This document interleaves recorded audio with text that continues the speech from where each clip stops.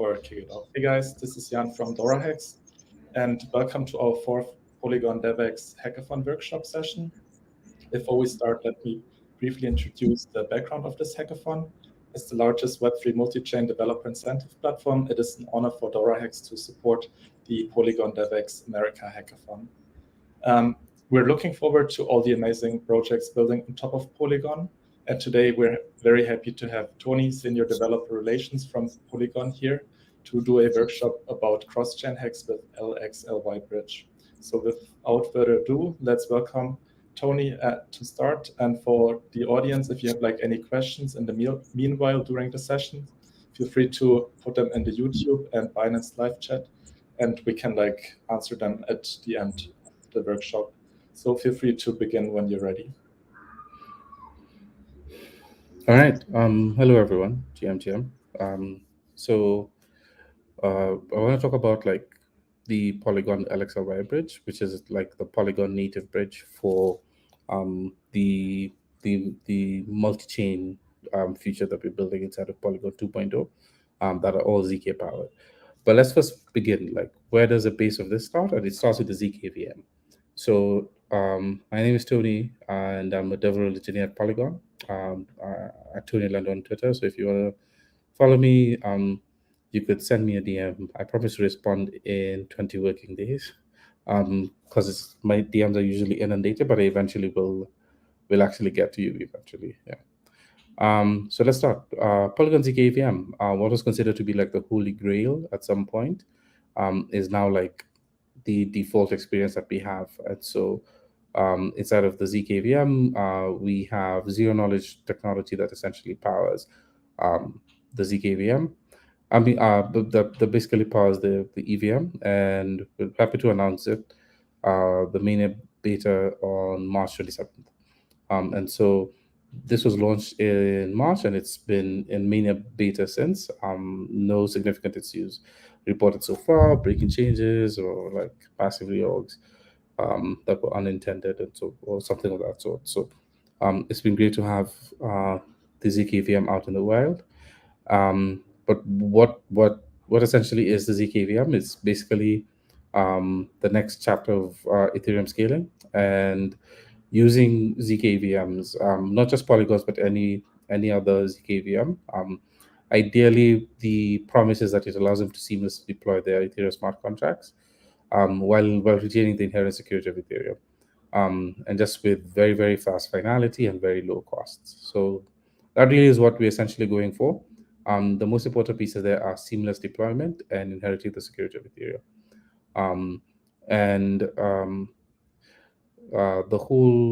This is all made available because it's a ZK rollup essentially, and zero knowledge proofs are just used to prove the validity of a statement without revealing what the statement is. And in a ZK context, we don't necessarily hide the state of the transactions because it's a public blockchain. But essentially what we do is that we use ZK technology to represent a whole series of changes, which allows us to mathematically calculate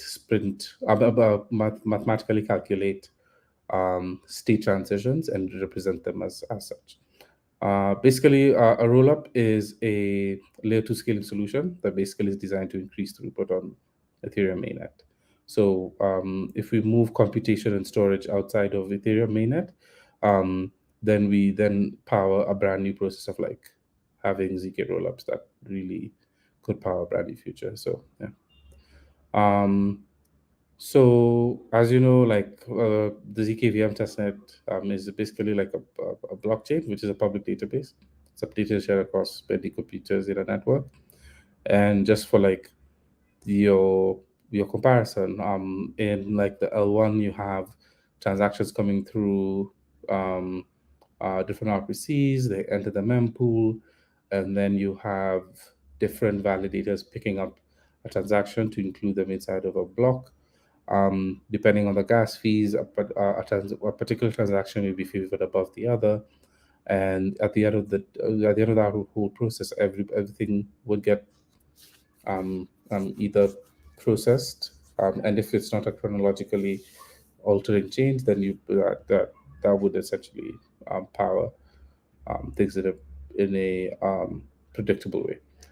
Not the case. Not it's not entirely the same for rollups in general. But basically, there are two primary processes where transactions are batched and then they're processed. And so you have a sequencer and aggregator that basically ensures that whole batching process, and then you have the prover, which processes the transactions and converts all of those state transitions into polynomials and all of that fancy ZK stuff that I frankly am not like fully qualified to talk about. Yeah. So why would you consider Polygon ZKVM? You're basically inheriting the security of Ethereum. We have near full EVM equivalence, and the beauty of that is that for most implementations and for most smart contracts, you should just have a seamless deployment. Um, it's fast and performant and low cost transactions. But let's talk about Polygon 2.0, right? So it's a very interesting uh, premise that we're looking at when you look at like Polygon 2.0 and the future that we're actually looking to build. Is essentially the next stage of the evolution of the Polygon protocol, and it's a vision for unlimited scalability and just unified liquidity combined, right? So what we do is that we're basically combining uh, we're basically combining the aspects of like execution and proving, and providing a unified way so that any chain deployed inside of the Polygon ecosystem would basically inherit the same proving systems, the same execution systems. You have an interop layer that powers how the different transactions move around inside of the particular ecosystem in like a ZK focused way. And then you have a staking hub that basically gives the basically supports the existence of the protocol. Um, but to like simplify it, there's a tweaker that's supposed to load. Yeah. So Mark Warren, who's like our CEO, is was like really um, uh, was really committed to like trying to explain this simply, and I think I'll just paraphrase it here. You could look at the tweet if you look at his Twitter to his Twitter. Essentially, it says that Polygon today is basically comprised of the POS chain. That's what you guys know, and the Polygon ZKVM. In the future, we'll have both those chains, and we'll have Polygon Maiden, and that is coming out of testnet really, really soon. So it'll be soon. Um, and Polygon Maiden is essentially like a privacy-focused chain that you could broadly compare with like Starkware or um, Aztec or something of that sort. Um, but Polygon 2.0, the end game is like Polygon POS, Polygon CD, Polygon POS, Polygon ZKVM, and Maiden. All of those integrated onto like the Polygon CDK, and so you have just a whole host of like customizable zero knowledge secure chains, and that kind of makes it really easy for you to have the CDK allows you to be able to deploy like your own kind of app chains or like your own layer 2. And what that the value that it creates is that it's easy to deploy and it's deployable uh, with the desired choice of like gas tokens. You could have your own gas token. You could configure your own data availability. You could want to make it like a Validium or a roll up. You could like add centralized or decentralized sequencer, so on and so forth. All those things will be connected, will be available through the CDK. But the beauty of all of this is that regardless of how many app chains that we're looking at, we have a structure for it to all be combined inside of the LxLy bridge. And so all of those chains can be used to transact across the LxLy bridge instantly. And that's really like the net in terms of the core focus of what this presentation is about, but really the finalized architecture design for it. Um, yeah. So right now, this is what it looks like. So if you have um, uh, basically you would have a contract on L1, and every app chain that's like developed. and every other chain like Polygon Maiden or zkVM mainnet will be able to communicate with Ethereum layer one. And in the future, we're going to convert this in a way that this now there'll be like you could imagine using the LxLy bridge for app chain one to talk to app chain two, or for app chain one to talk to Polygon Maiden directly, without necessarily needing to use the L1 as an intermediary, essentially. But yeah, we've heard a lot. Perhaps it's time for us to probably begin with like a definition. So what is a bridge? A blockchain bridge essentially connects two blockchains, and it facilitates secure and verifiable communication between those chains through the transfer of information and or assets. And so that's how they kind of like function in terms of they actually provide like a common interface um, between various blockchains. And essentially what they really power is like information. So like information that's being sent from a app chain to the one is like easily transmittable, and is there like to is basically predictable. And then also assets as well. So you could think of this as like a digital asset such as ERC20s or 721s or 1155 or whatever else like you classify there. So that's what the Polygon LxLy bridge enables. Um, so you could think about like there's different like bridges that people have, and so you have like third-party bridges, which are trusted bridges, and basically you could think of this as like say layer zero, Xella, or something of that sort, where there's a centralized entity that kind of like provides governance for the operation of that particular protocol. They take on a bit of the risk. They ensure availability, and they're decently compensated for the vital role they play in terms of like cross-chain communication. But the major cons are that you have to make a trust assumption concerning like the liquidity and like the bridge security itself. And so beyond that, you also need to give up control of like your crypto assets, because you're rendering them to this third party, and then telling and they issue you an IOU, and you go to the destination chain and you're able to redeem that. But it's not like your goods are being your actual digital assets are being transferred between one chain and another. So you essentially are relying on some form of liquidity being available. And so that's how that kind of functions there. But with trustless bridges, you have a really good opportunity to operate. They basically operate using decentralized systems, so usually smart contracts, like with embedded core logic. The security of the bridge is the same as that of the underlying blockchain. And so, like, if you're working with like a native blockchain, so if you're looking at like Arbitrum or Optimism, where they have like existing changes, the existing chains that they support, and like it's really straightforward for Solidity developer, even if it's like a second like an intermediate developer to really get started with like what those trustless bridges look like. But the core of it is like, as the meme suggests, right? Trusted bridges essentially ask you to trust them. Trusted bridges essentially ask you to trust them, and you are taking on a bit of risk there.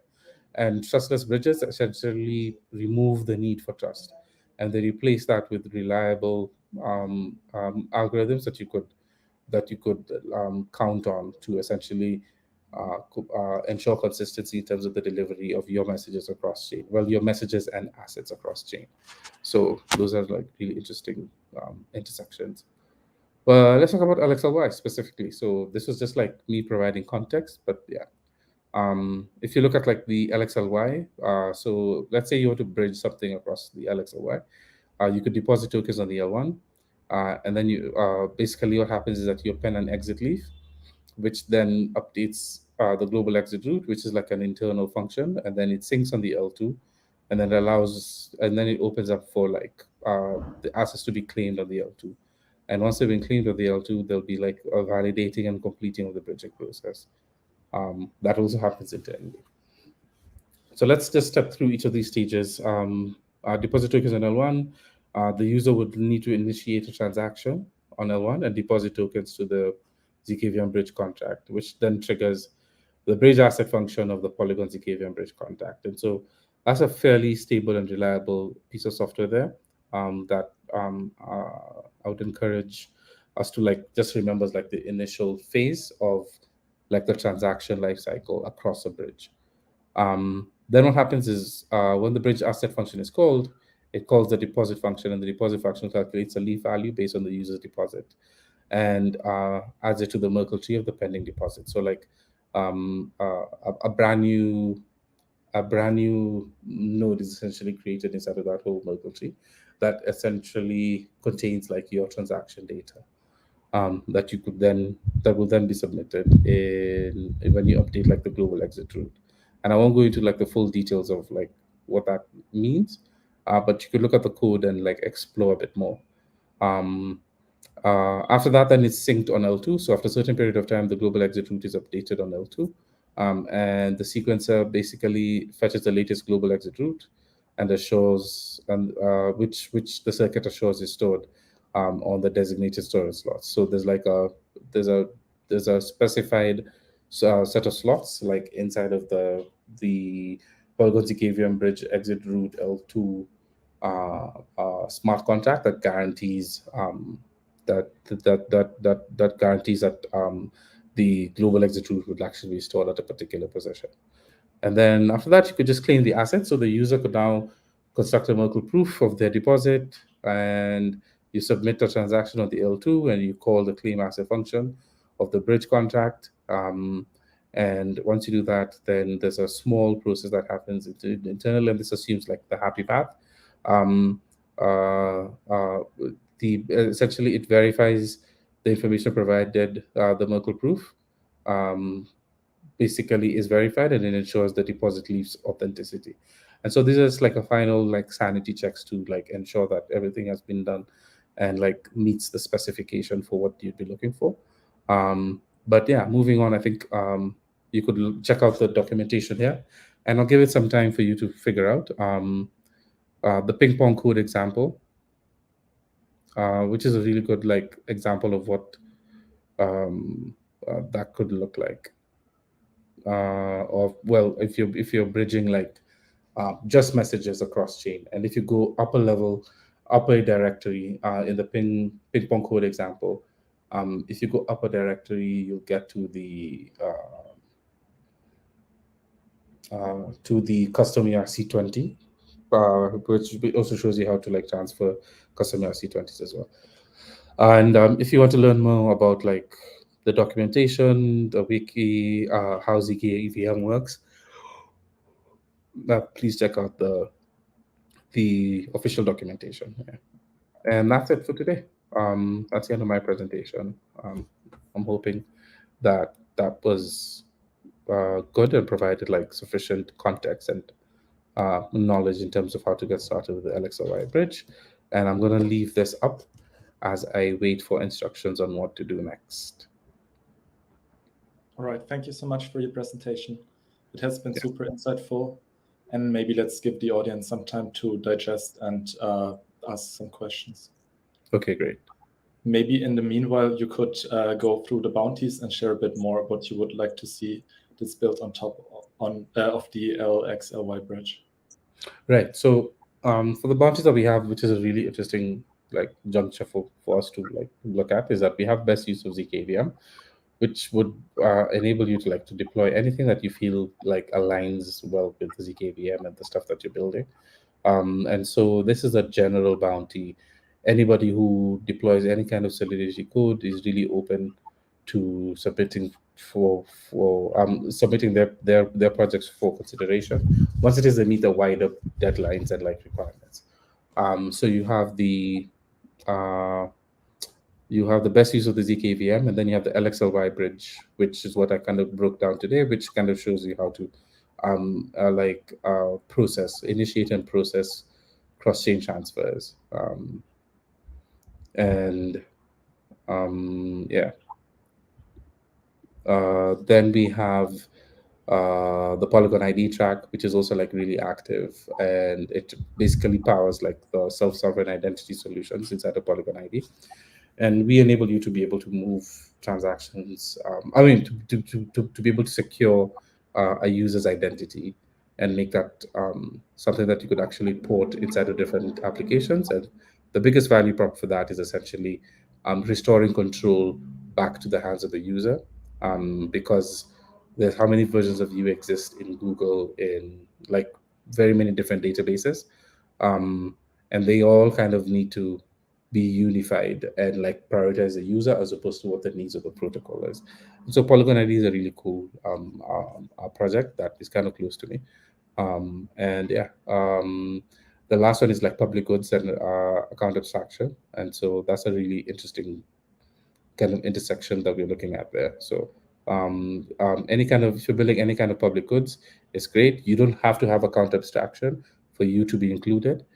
If you're not building a public good and you're adding an account abstraction application, then you will not be eligible, because it really is about public goods.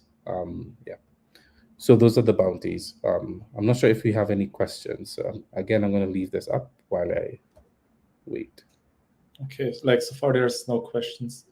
I would suggest that you guys should also like hop on the Polygon developer Discord and ask questions over there, even like after watching this video. So like once again, thank you so much, Tony from Polygon, for this great presentation. Yeah. I think it was super insightful. Please also like join the Polygon Discord. Okay, like there's a question. So like, is the LxLy bridge a burn and mint bridge? Maybe you could share a bit more about it. Like how does it work? The mechanism, is it a burn and mint mechanism, the LxLy bridge? No. It doesn't implement those strategies. Those strategies are implemented directly in terms of how you want your smart contracts to function. So we have the core of it is just messages, right? And then we have different like layers of implementations when you're looking at like ERC stuff. But the burning and minting is something that you would enable inside of your smart contracts. Yeah. Okay. We just facilitate the communication. Yeah. All right, that was the only question so far. Excellent. So thanks a lot. And we also like host more of these workshops. We have hosted some, so like please also feel free to join our YouTube channel and also subscribe to our Binance Live channel. And thank you so much for like all the insightful information. Yeah, we're looking forward to see all the amazing projects building on top of Polygon. Yeah, same here. Thank you very much. All right.